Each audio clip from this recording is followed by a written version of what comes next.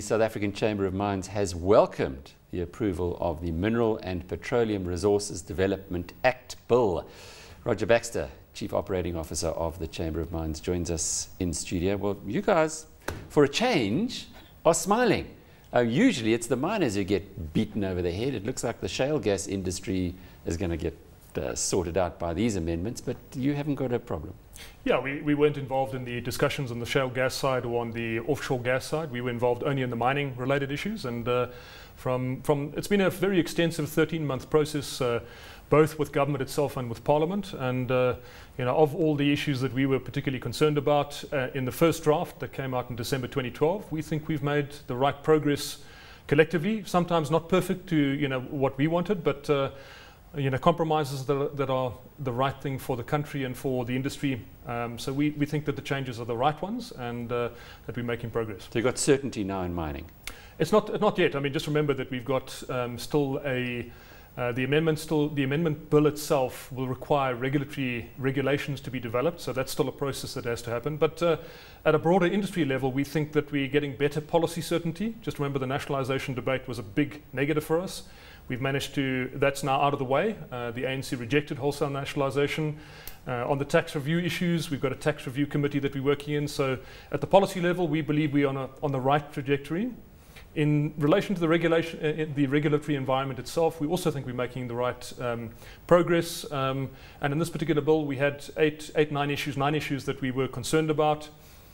We think that we've resolved a number of those particular issues, and it's not that we got everything that we wanted. Government also got quite a lot of what it wanted, but they were the right sort of compromises for the right reasons. I wonder, though, if you look at the other side of this MPRDA amendment, where government is saying we want a 20% free carry and we want an option to buy the balance of your company before you start investing.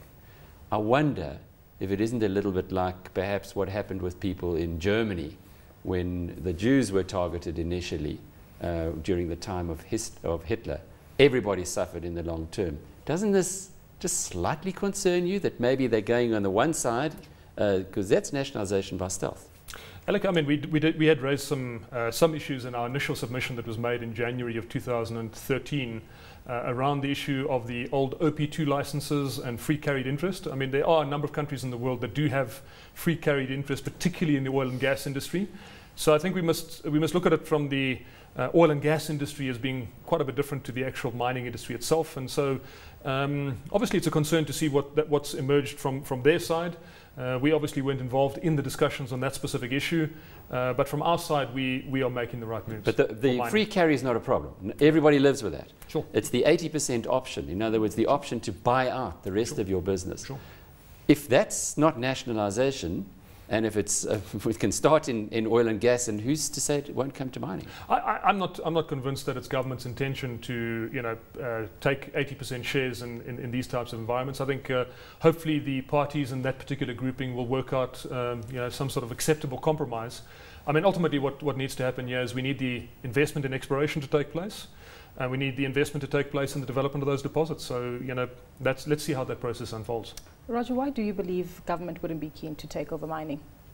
Well, I mean, listen, nationalisation is not a policy option that the ANC has accepted. So, specifically in the mining side, government recognises and is working with the sector to get mining back on track. Mining has been through a very difficult last couple of years, going back to 2012, Marikana, etc. I think Marikana still cast quite a shadow over the industry, but we've worked very hard. You'll notice that if you look at strike activity, illegal strike activity last year and this year have been much more diminished. The levels of violence, the levels of intimidation have come right down. And so we are making progress. Yes, we have the platinum sector out on strike, and we hope that that can be resolved at the earliest opportunity based on a reasonably economically rational outcome. So it's a challenging space, but we are making progress as a sector in addressing the sort of issues. On issues like infrastructure, we've got some big challenges as a country, not just for the mining sector. So infrastructure is a binding constraint.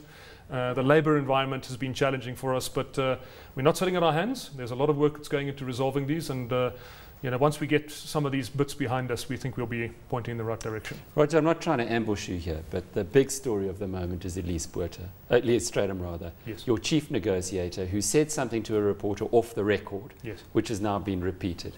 And you guys are backtracking from that. Even today, there was another announcement on this issue. Surely, if she believes it, and she said it on or off the record, she should stick with it. Listen, I mean, her comments that were made were obviously her personal comments. I mean, she's a very respected member of our team, and we're certainly not going to distance ourselves from her. She's going to remain within our team, etc. So it's one of those things where comments like that, unfortunately, shouldn't have gone into the media at the particular time. Well, I think maybe shouldn't have been made in the first place, if that's the way she feels about it. No, sure. I mean, these things do happen, and I think there's a lot of learning for all of us, in the process. I mean, it's one of those difficult ones. But you're sticking with her? You're not going to... No, absolutely. Elise is a very capable person. She's got a huge amount of value that she adds to the sector. Has she apologized for those comments, or does she still believe that she was... No, I think the Chamber has obviously apologized to the extent of the impact that it's had on the CCMA itself. I mean, clearly I think there's room for introspection on all different sides. The platinum sector strikes, how far are we from finding a solution there, hopefully? Gugu, I mean, obviously, there has been a bit of progress that's been made, but I'm not sure how close we are specifically to an agreement. I mean, the mining companies have made an offer of between 7.5% and 9%, which is a very respectable offer in the current circumstances, with nearly half of the platinum sector loss-making at current prices. And so, I mean, our hope is that ultimately that agreement will be reached in the settlement zone. The industry is in a tough space at the moment, and it's not to say that the stakeholders haven't been working hard, but the companies are saying this is what we can do, and we can't do any further, otherwise it has a huge impact on the business itself. Congratulations to you for bringing it all to the public's notice by having the running total of what the platinum sector strike is costing us at the moment, nearly 4 billion.